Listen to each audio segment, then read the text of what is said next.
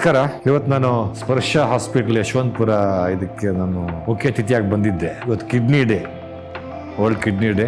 ಇದೊಂದು ನನಗೆ ಒಂದು ರೀತಿಯ ಹೊಸ ಅನುಭವ ಮತ್ತು ಏನು ಹೇಳ್ತೀರ, ನನಗೆ ಒಂದು ಇನ್ಸ್ಪಿರೇಷನಲ್ ಮೊಮೆಂಟ್ ಆಗೋಯ್ತು ನನಗೆ. ಯಾಕೆಂತಂದರೆ ಈ ಕಿಡ್ನಿ ಬಗ್ಗೆ ಆಗಲಿ, ಯಾವುದೇ ಆರ್ಗನ್ ಬಗ್ಗೆ ಆಗಲಿ ನಮಗೆ ಭಾಳ ಆತಂಕಗಳಿರುತ್ತೆ, ಭಯ ಇರುತ್ತೆ.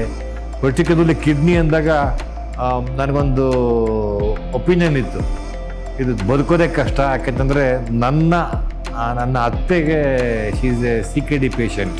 ಸೊ ಹಾಗಾಗಿ ಇದು ತುಂಬ ಸೀರಿಯಸ್ ಇಶ್ಯೂ ಆಗುತ್ತೆ.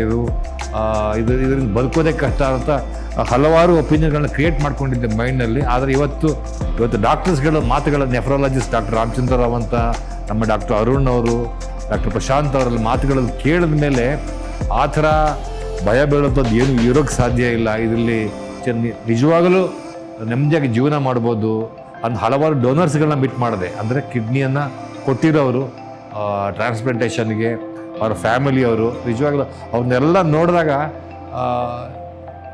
ಒಂದು ಮೋಟಿವೇಶನ್, ಜೊತೆಗೆ ಒಂದು ಜೀವನದಲ್ಲಿ ಮುಂದುವರಿಯೋದಕ್ಕೊಂದು ಧೈರ್ಯ ಕೂಡ ಬಂತು.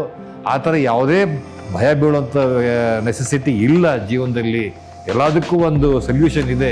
ಡಾಕ್ಟರ್ಸ್ ಇದ್ದಾರೆ, ವೈದ್ಯರು, ಒಂದು ದೇವರಿಗೆ ಸಮಾನವಾದಂಥ ಡಾಕ್ಟರ್ಸ್ ಇದ್ದಾರೆ. ನಿಮಗೆ ಮತ್ತೆ ಪುನರ್ಜನ್ಮ ಕೊಡುವಂಥ ಡಾಕ್ಟರ್ಸ್ಗಳು ನಮ್ಮನ್ನು ನೋಡ್ಕೊಳ್ತಾರೆ ಅನ್ನೋ ಅದೇ ವಿಚಾರಲ್ಲೇ ಹೊತ್ತು ಈ ಸ್ಪರ್ಶ ಹಾಸ್ಪಿಟ್ಲಿಗೆ ಬಂದಾಗ ಈ ಕಾರ್ಯಕ್ರಮಕ್ಕೆ ನನಗೆ ಅರಿವಾಯಿತು. So thank you so much for inviting me to this function. It was a wonderful experience.